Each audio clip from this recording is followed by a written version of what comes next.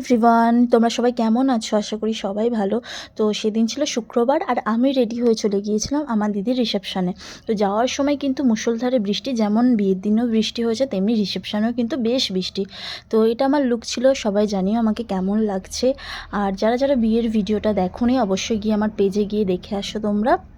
তো যাই হোক, আমরা চলে এসেছিলাম আমাদের লোকেশনে। দেখো, জাস্ট গ্র্যান্ড অ্যামাজিং রিসেপশন বললেই চলে। ভীষণ সুন্দর ছিল ডেকোরেশন, মানে জাস্ট চোখ ফেরানো যাচ্ছে না, এত সুন্দর ছিল আমি বলে বোঝাতেও পারবো না। মানে প্রত্যেকটা জায়গায় যেদিকে তাকাবো সেদিকেই। তো বেশ সুন্দর লাগছিল, বেশ মজা করেছি। তো তারপর চলে গেছিলাম দিদি আর জামাইবাবুর কাছে। তো ওরা দুজন হাসছিল কারণ আমি বলছিলাম যে ভীষণ সুন্দর লাগছে তোমাদের। আর এই যে ছিল আমার মিষ্টি দিদি, তো মিষ্টি দিদি ভীষণ মানে ব্যস্ত ছিল। তো তারপর আমি একটু ভিডিও করে নিচ্ছিলাম নিজের। তো তারপর চলে এসেছিলাম স্টার্টারের এখানে ছিল রেশমি কাবাব, হারিয়ালি কাবাব, অনেক ধরনের কাবাব, অনেক কিছু আইটেম।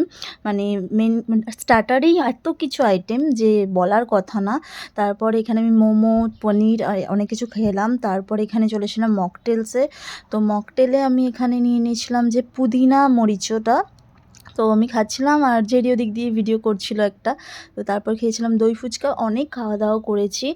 আর লাস্টে একটু গরম হচ্ছিল। তো যাই হোক, তারপরে এটা হচ্ছে আমার জামাইবাবু। দেখো, আমি জামাইবাবুর সাথে একটু হাই করে নিলাম। আর এটা ছিল বেশ সুন্দর ডেকোরেশন এখানে। এগুলো মেন কথা আমাদের জন্যই বানানো হয়েছে, যাতে আমরা একটু ভিডিও ছবি তুলতে পারি। যাই হোক, তো তারপরে এই যে এখানে ছিল এই মানে গান করছিল উনি, ভীষণ ভালো গান করছিল। আর এই যে আমার দিদিকে মানে প্রত্যেকটা ব্রাইডদের যেমন করা হয় ডান্স করানো, যে টেনে আনা। তো যাই হোক, তারপরে আর এখানেও ছিল অনেক কিছু আইটেমস, যেগুলো পাস্তা ছিল, আরও অনেক কিছু ছিল যেগুলোর নাম আমি জানি না আর বলেও বোঝাতে পারবো না। তো তারপর চলে গেছিলাম মেন কোর্সে। মেন কোর্সেও অনেক অনেক আইটেম, তার মধ্যে বেস্ট ছিল তোপসে ফ্রাই, সর্ষে ইলিশ, তারপর ছিল মাটন কষা, তারপর হচ্ছে ভেটকি মাছের ফিশ ফ্রাই। এগুলো কিন্তু বেস্ট ছিল, ভীষণ খেতে ভালো ছিল। তো যেমন প্রচুর খাওয়া দাওয়া করেছি। এখানে ছিল ডেজার্ট, আর এখানে আমি ডেজার্টের মধ্যে তো কিছু খাইনি। তো যাই হোক, প্রচুর যেমন এনজয় করেছি তেমনি খাওয়া দাওয়া করেছি, ভীষণ মজা হয়েছে।